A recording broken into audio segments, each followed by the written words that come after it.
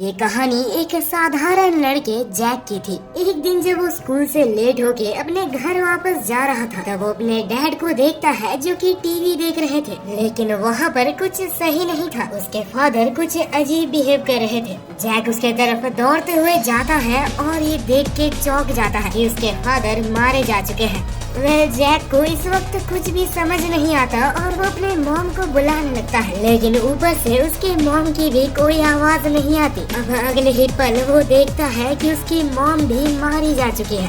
तब जैक वहाँ एक आदमी को देखता है जिसने उसके मॉम को मारा था। जैक उस वक्त उसके ऊपर अटैक करने के लिए आगे बढ़ता है, लेकिन वो पर्सन एक मैजिक स्पेल के मदद से जैक को दूर हटा देता है। वहीं पर अचानक से जैक के सामने एक और लड़का आता है जो जैक से कहता है कि मैं तुम्हारा कितने सालों से इंतजार कर रहा हूँ। वो लड़का अपने मैजिकल पावर्स को एक्टिवेट करके जैक को अपने कंट्रोल में लाने की कोशिश करता है, लेकिन इससे पहले कि उसका मैजिक कुछ इफेक्ट कर पाता वहाँ एक स्वॉर्ड्समैन आके उसे दूर हटाता है। वो दोनों ही अपने स्वॉर्ड्स को निकाल के वहाँ एक इंटेंस फाइट चालू कर देते हैं। इसका फायदा उठाकर वो मेज जैक के ऊपर अटैक करने वाला था, लेकिन उसी टाइम वहाँ पर एक और मेज आके जैक को प्रोटेक्ट करता है। यहाँ तक जैक को ये क्लियर हो गया था कि इनमें से दो जन उसको अटैक कर रहे हैं और दो जन उसे प्रोटेक्ट कर रहे हैं। उसी वक्त हम देखते हैं कि जो दो पर्सन जैक को बचाने की कोशिश कर रहे थे वो एक स्पेस टाइम मैजिक यूज करते हैं। और इसके कुछ देर बाद अचानक से जैक अपने आँखें खोलता है। वो एक पूरी तरीके से दूसरी जगह में था और उसे कुछ नहीं पता था कि वो कहाँ पे है। इससे पहले कि जैक कुछ भी समझ पाता वहाँ पर वही मेज आता है जिसने कि उसे बचाया था।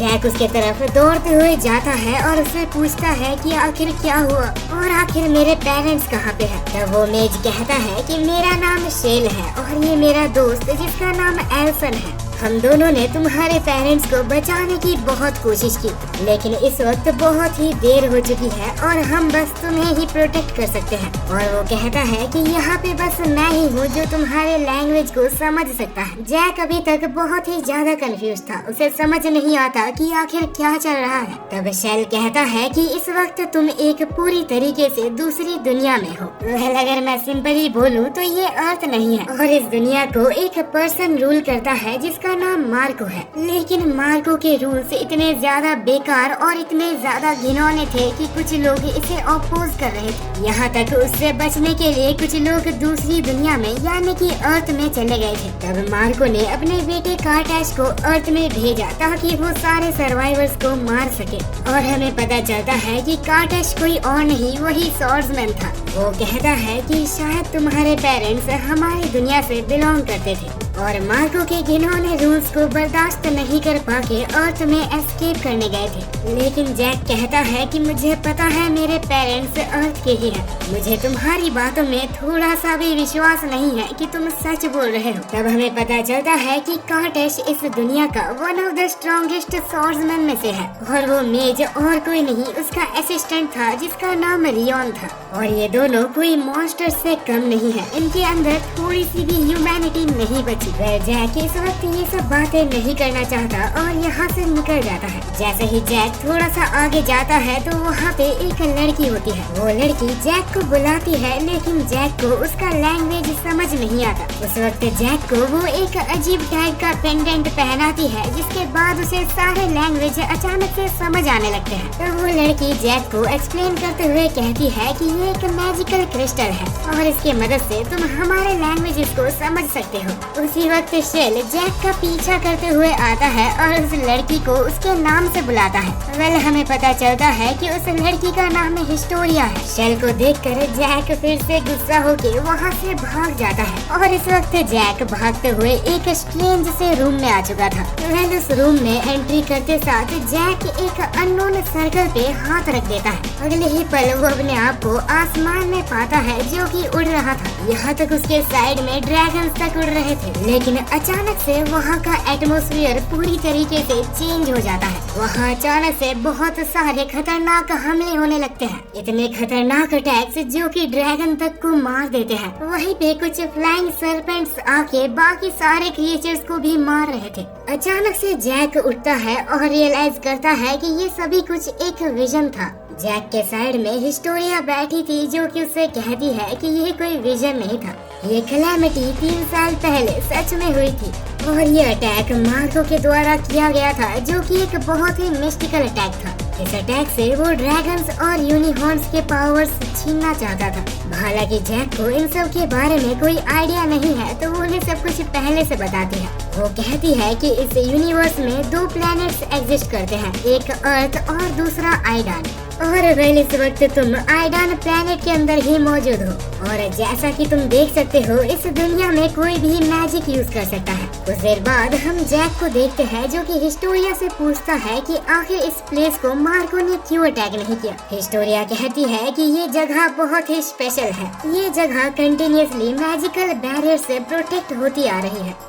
मार्को और कार्टेश इस बैरियर को पार नहीं कर सकते। जैक कहता है कि मुझे नहीं लगता कि तुम लोग सच बोल रहे हो, और जैक वहाँ से कूद के अपने घर वापस जाने का रास्ता ढूंढने के लिए चला जाता है। लेकिन थोड़ा आगे जाने पर ही वहाँ एक बैरियर था, जो कि जैक पार नहीं कर पा रहा था। चाहे वो जितनी बार भी कोशिश करता, वो उस बैरियर को पार नहीं कर सकता। जैक पूरी तरीके से टूट जाता है, क्योंकि उसके पेरेंट्स भी अभी उसके पास नहीं है। तब वहाँ पर हिस्टोरिया आके जैक को कंफर्ट करती है। जैक हिस्टोरिया से कहता है कि क्या ये फेयर था कि मेरे पेरेंट्स को मार दिया गया बस इसलिए क्योंकि वो अर्थ में रह रहे थे, और इसका कोई प्रूफ भी नहीं है कि वो इस दुनिया से थे। हिस्टोरिया कहती है कि कार्टेश तब तक हमला नहीं करता जब तक कोई वो मैजिक सेंस नहीं कर लेता। ये सुन के जैक को लगता है कि कहीं वो तो कारण नहीं, क्योंकि जब वो अर्थ में था तब उसे बहुत स्ट्रेंज ड्रीम्स आते थे।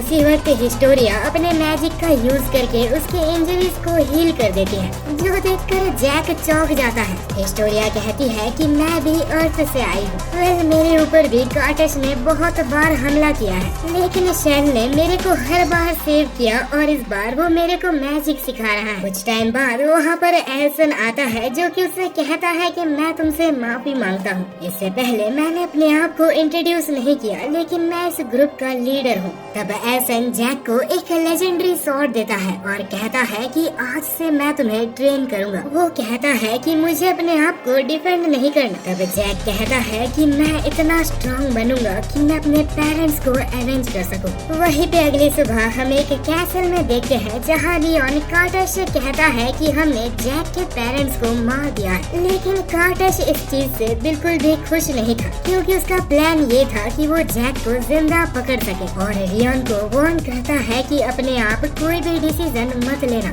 मैं ये मेक श्योर करूंगा कि इसके बाद जब भी वो मुझसे मिले वो बच नहीं पाएगा। अगले दिन हम हिस्टोरिया को देखते हैं, जो कि अर्थ में वापस आ चुकी थी। वेल क्योंकि उसके मदर और फादर मर चुके हैं, तो वो अपने ग्रैंड मदर के साथ रहती है। हिस्टोरिया अपने ट्रेन के आने का वेट कर रही थी। वेल कुछ देर बाद जैसे नॉर्मली ट्रेन आता है तो सभी लोग सामने आते हैं, लेकिन वहाँ पे एक लड़का था जो कि बहुत ही केयरलेस था। वो अपना फोन एक्सीडेंटली नीचे गिरा देता है और जैसे ही उसे उठाने वाला था, तभी गलती से वो हिस्टोरिया को धक्का दे देता है और वो ट्रेन के ट्रैक पे गिर जाती है। वहाँ मौजूद किसी को भी समझ नहीं आता कि अभी क्या हुआ, लेकिन आखिरी मोमेंट में जब वो ट्रेन उसको छू पाता, उससे पहले वहाँ पे एक अननोन मैजिकल बैरियर उसको बचा लेता है। हालांकि ट्रेन पूरी तरीके से क्रैश हो चुका था, लेकिन वो सही थी। वहाँ मौजूद लोग उसकी हेल्प करते हैं और वो लड़का भी उससे सॉरी कहता है, लेकिन हिस्टोरिया किसी से भी बात ना करते हुए वहाँ से निकल जाती है। वो एक दूसरे प्लेटफॉर्म में दूसरी ट्रेन में चढ़ जाती है, क्योंकि उसे डर था कि कार्टेश उसके मैजिक को सेंस कर लेगा।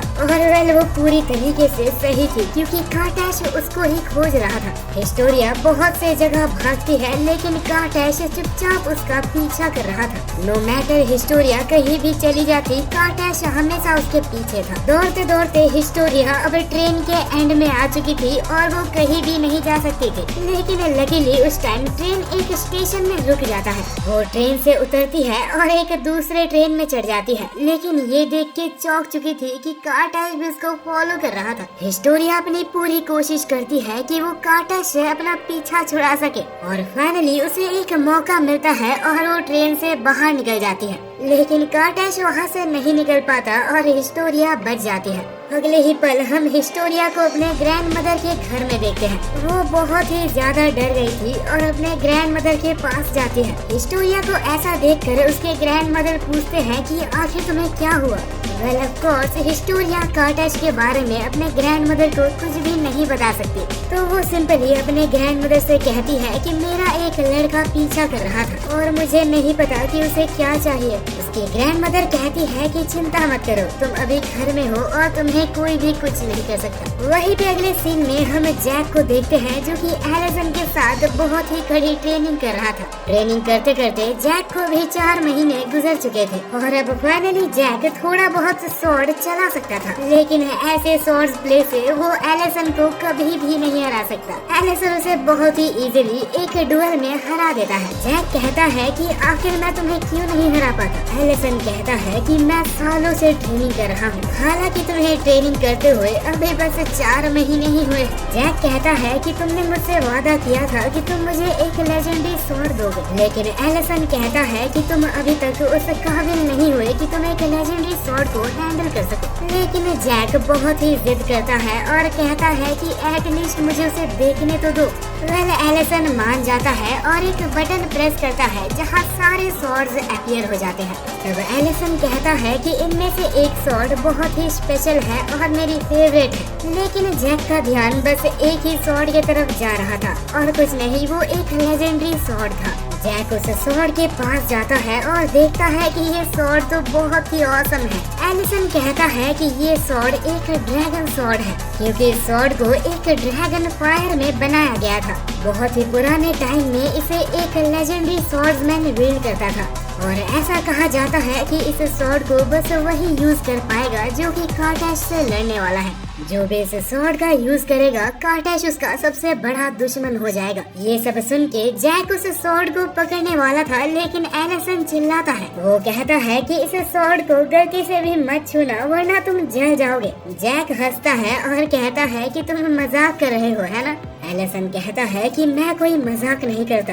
इससे पहले कि वो कुछ बोल पाता, वहाँ पे शेल आता है और एलिसन से कहता है कि मेरे पास आओ, मुझे अकेले में तुमसे कुछ इम्पोर्टेंट बात करनी है। जैक वहाँ से बाहर चले जाता है, लेकिन चुपचाप उनकी बात सुन रहा था। तब शेल कहता है कि हिस्टोरिया के ऊपर कार्टेश ने हमला किया था। ये सुनकर एलिसन कहता है कि अगर ऐसा है तो उसे यहाँ रहना चाहिए, लेकिन हम उसे फोर्स नहीं कर सकते क्योंकि उसके पास अभी भी एक फैमिली बची है। वेल ये सुन के जैक बहुत ही ज्यादा उदास था और वहाँ से चला जाता है।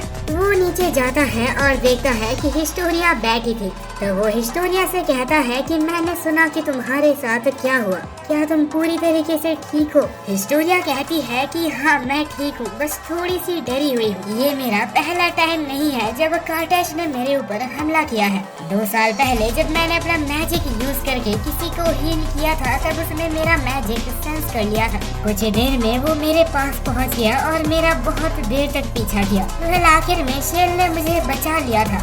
वहीं पे प्रेजेंट में हिस्टोरिया बहुत ही ज्यादा क्लूलेस थी। उसे समझ नहीं आता कि आखिर उसे अर्थ जाना चाहिए या यहाँ पे परमानेंट रह जाना चाहिए, क्योंकि अर्थ में अभी भी उसके ग्रैंड मदर रहती है।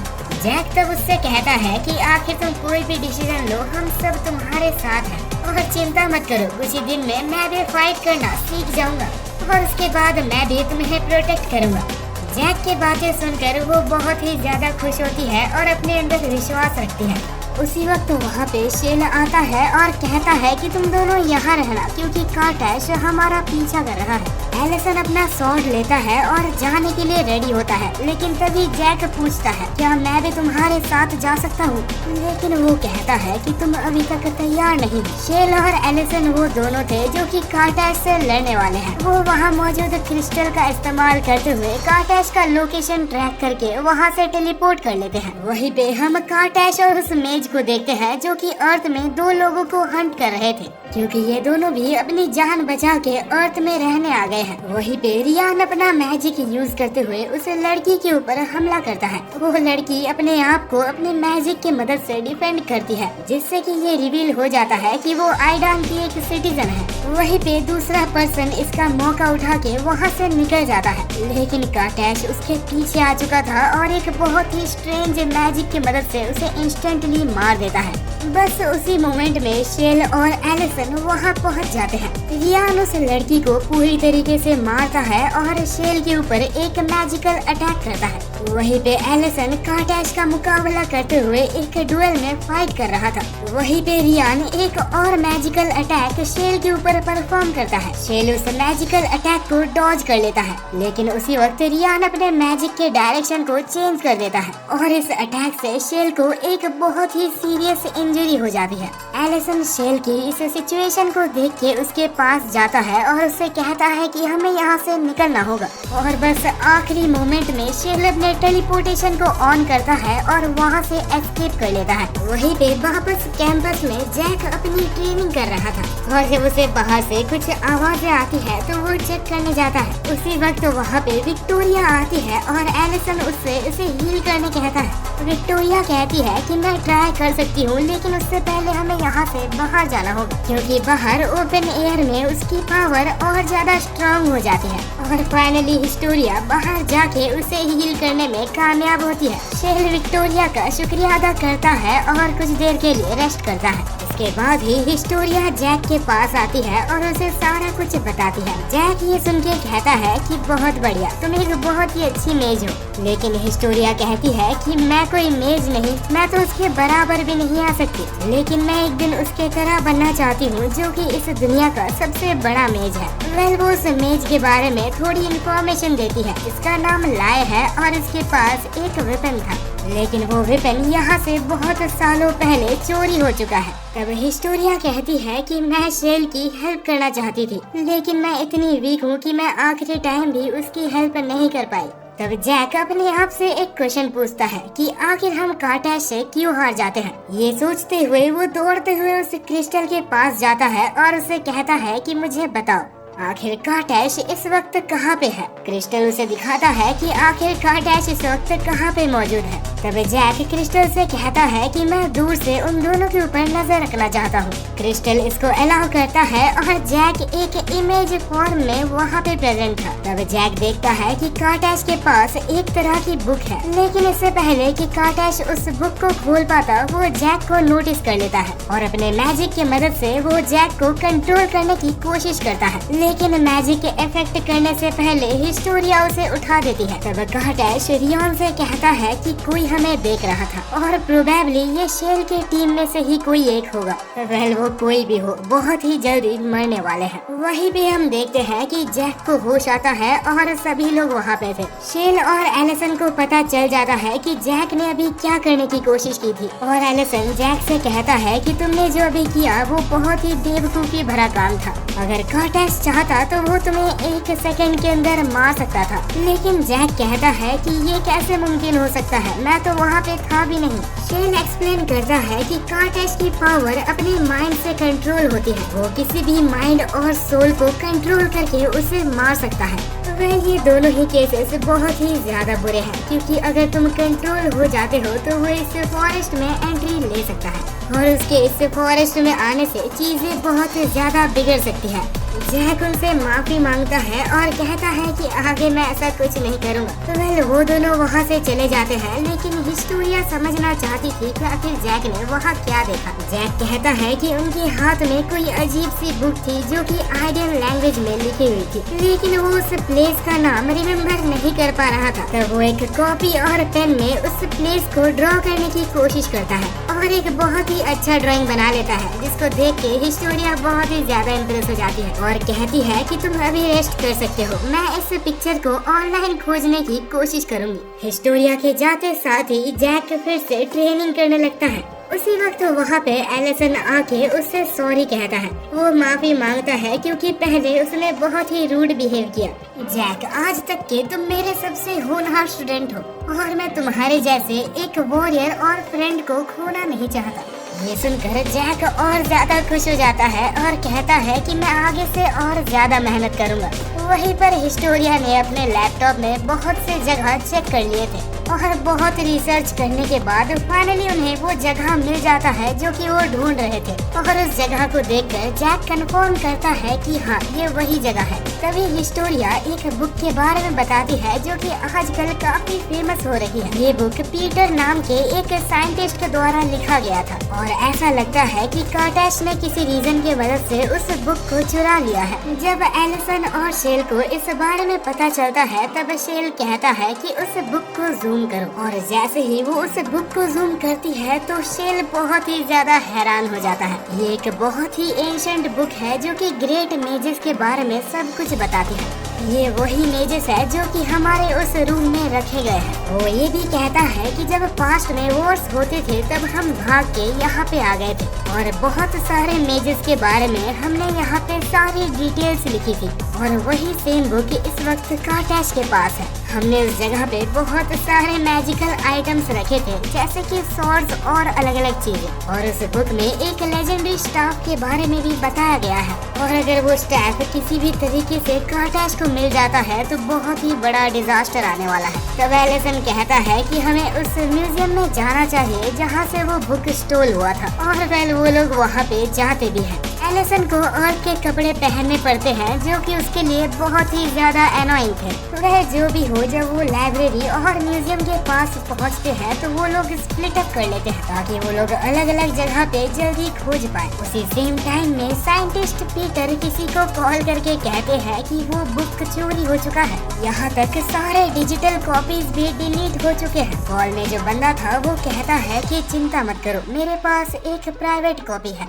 और वो प्राइवेट कॉपी एक छोटे से पेन ड्राइव में था। लेकिन उसी वक्त वहाँ पे कार्टैश आता है और पीटर को मार डालता है। क्या बंदा है भाई, इसके रास्ते में कोई भी आता है तो वो उसे मार देता है। कोर्स उसे मारने के बाद वो चेक करता है लेकिन उसे कोई कॉपी नहीं मिलती और जो कैट टाइप का आइटम मिलता है उसे ऐसा बिल्कुल भी नहीं लगता कि वो एक पेन ड्राइव हो सकता है। वहीं पे दूसरी तरफ हमारे 4 जन ने पूरी तरीके से सिटी को छान मार लिया था और उन्हें इतना पता चल गया था कि सारी डिजिटल कॉपीज डिलीट हो चुकी है। तब उनके पास बस एक ही रास्ता था, वो पीटर के घर को ऑनलाइन सर्च करते हैं और वहाँ पहुँच जाते हैं। लेकिन जब वो अंदर जाते हैं तो वहाँ पे कोई भी नहीं होता। शेल वहाँ मौजूद कंप्यूटर को चेक करता है और जैक बाकी सारे प्लेसेस को चेक करता है और तब फाइनली जैक को वही पेन ड्राइव मिल जाता है जिसमें कि वो बुक स्टोर थी। वो लोग जल्दी से उस पेन ड्राइव को कनेक्ट करते हैं और देखते हैं कि उसमें एक कॉपी मौजूद है और बिना टाइम वेस्ट करते हुए उस पेन ड्राइव को लेके वो लोग वहाँ से निकल जाते हैं। अगले सीन में वो लोग वापस फॉरेस्ट में आ जाते हैं और उस बुक का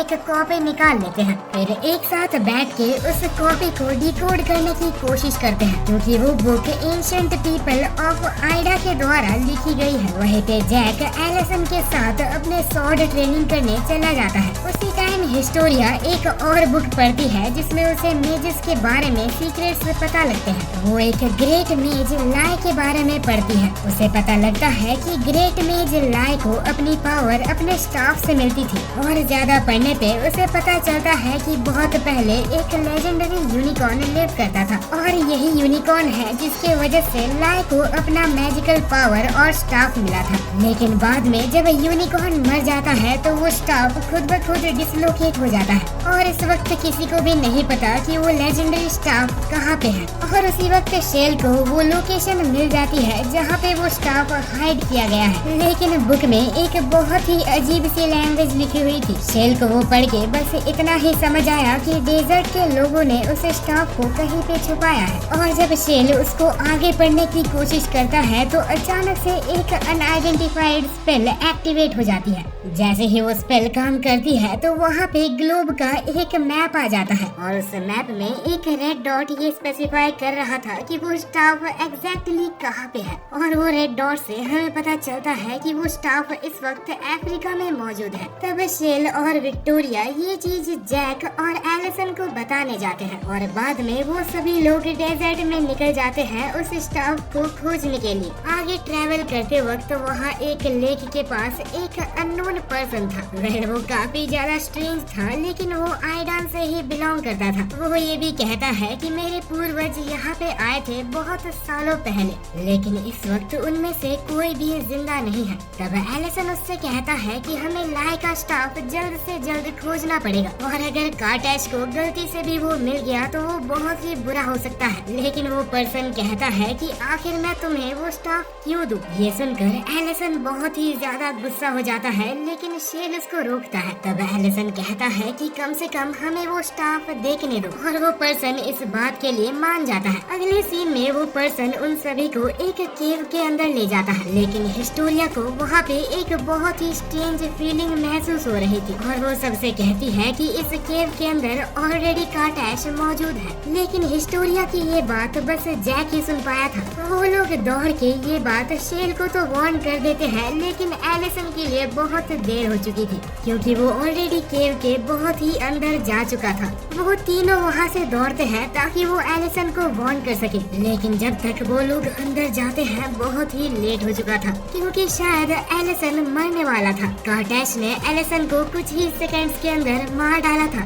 ये देखकर जैक बहुत ही गुस्सा होके सामने अटैक करने जाता है, लेकिन कार्टैश मैजिक की मदद से उसके स्वॉर्ड को फ्रीज करके उसे तोड़ देता है। वहाँ तीनों ही इस वक्त बहुत ही ज्यादा डेंजर में थे। नहीं पता कैसे एक बहुत ही स्ट्रेंज सी चीज हो जाती है। लेजेंडरी मैजिकल स्टाफ अचानक से हिस्टोरिया के हाथ में आ जाती है और बिना टाइम वेस्ट करते हुए एक प्रोटेक्शन स्पेल की मदद से हिस्टोरिया जैक को बचा लेती है। ये देखकर कार्टैश कहता है कि वो स्टाफ मेरे हवाले कर दो, लेकिन हिस्टोरिया कहती है कि ये स्टाफ बस मैं ही यूज कर सकती हूँ। कार्टैश कहता है कि अगर ऐसा है तो मैं तुम्हें भी लेके जाऊंगा और अगर तुम मेरे साथ आओगी तभी एलिसन यहाँ से जा सकता है और अगर तुम ना बोलोगी तो मैं इसे मार सकता हूँ। ये देखकर कि हिस्टोरिया के पास और कोई चॉइस नहीं है, वो आगे जाने वाली थी। जैक उसे रोकता है, लेकिन हिस्टोरिया के पास और कोई ऑप्शन नहीं था। उसी वक्त पीछे से शेल आता है और अपने टेलीपोर्टेशन मैजिक से वो तीनों वहाँ से टेलीपोर्ट हो जाते हैं। ये देखकर रियान बहुत ही ज्यादा गुस्सा हो जाता है, लेकिन कार्टैश बहुत ही शांत था। वो कहता है कि चिंता मत करो, वो लोग जल्द ही हमारे पास वापस आएंगे क्योंकि एलिसन हमारे साथ है। और अब हम देखते हैं वो सीन जब वो लोग रिटर्न होके वापस फॉरेस्ट के अंदर जा चुके थे, जहाँ जैक बहुत ही ज्यादा गुस्सा था क्योंकि वो एलिसन को वापस नहीं ला पाए।